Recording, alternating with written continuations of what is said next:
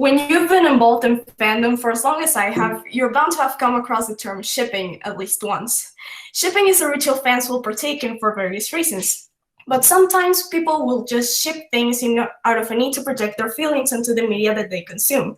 When seeing certain characters together, it may elicit a sense of happiness and comfort, especially if there's some relatability to be found in their relationship. Case in point, these two. These are Snufkin and Moomintroll from the renowned franchise, The Moomins, a series that has sparked countless adaptations after it was first created in 1945 by Tove Jansson. Across all these retellings of the Moomin stories, the binding force across all of them has been, in fact, the relationship between the two leads, who are characterized by their strong friendship with each other. Any passing viewer might turn to them and see nothing more than a pair of best friends. However, we only need to take a closer look to find that there's a lot more than what meets the eye. Guys, gals, and non-binary pals, let me explain to you just why Snufkin and Moomintroll are, and have in fact always been, written to be in love with each other. For this, I believe we must first address the most important aspect of the relationship. In the series, when winter comes to the Moomin Valley, the setting for most of the stories, its inhabitants will go into hibernation. Meanwhile, Snufkin will leave to go on a solo journey south. He explains that he needs some time by himself after spending most of the year with Moomintroll, arguing it makes coming back to Moomin Valley in the spring feel just as refreshing as leaving. For Moomintroll, however, Snufkin's departure is devastating. It breaks his heart to no end, so much so that his autumns and winters are filled with a depression filled by the looming reality of his friend leaving. It's no mere exaggeration that he longs for Snufkin's presence like a 19th century novel female love interest. Now, we must note that Snufkin is aware of how living makes Moomintroll feel, and it pains him as well to part ways with him.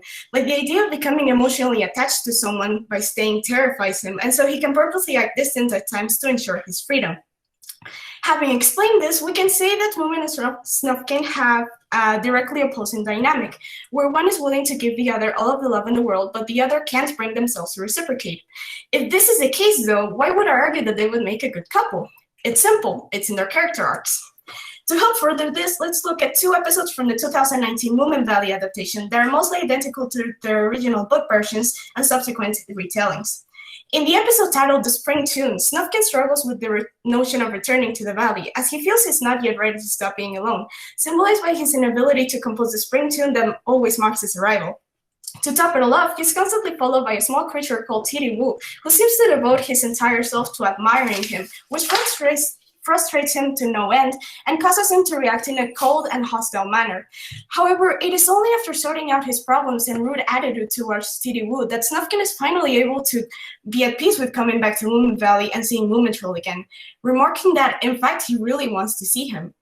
This lets the viewer in on a very important point, that Snufkin does not return to the valley for its good fishing opportunities or even Moomin Mama's famous pancakes. No, the only reason he returns instead of traveling the whole world year-round is for his best friend, Moomintroll. Secondly, we have the third episode in the series, The Last Dragon on Earth, in which Moomintroll finds a baby dragon and hides it away in his room in a small jar. When he releases the dragon in hopes of making it his pet, it instead forms a deep bond with Snufkin, making Moomintroll jealous of not Snufkin, but the dragon. After many shenanigans, Snufkin himself has to release the dragon, letting Moomintroll know that you can take the beast out of the wild, but you can't take the wild out of the beast, simultaneously describing both the dragon and himself. And as the sun sets in the end of the episode, Moomintroll realizes his errors and comes to understand that the most important thing in his life shouldn't be a dragon he just found, but his best friend, Snufkin. What me and many other fans of the series have come to notice about these episodes is that in both, Moomin and Snufkin each meet a small creature that strongly resembles the other, and subsequently lose their affection due to their nature of being either too loving or too cold. This can serve as a warning not only to the audience, but the characters themselves to what could become of them if they don't change their ways. Snufkin could one day be so indifferent to Moomintroll's feelings that he might just get tired of waiting for him and forget him entirely. Meanwhile, Moomintroll could smother Snufkin so much that it could potentially make him go away forever and hate him.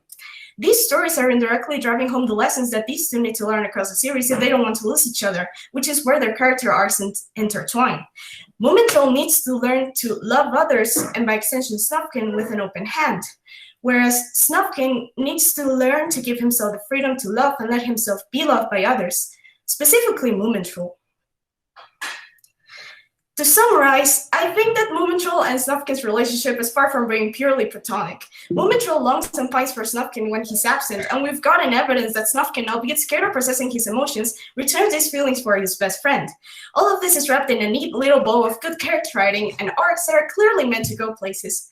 They are the kind of healthy representation that we deserve and need in modern media, since there is a lot of comfort to be found in this pairing, particularly by LGBTQ+ viewers and people who have found themselves in either character's position.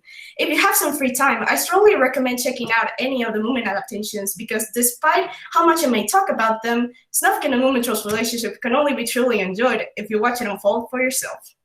So, thank you.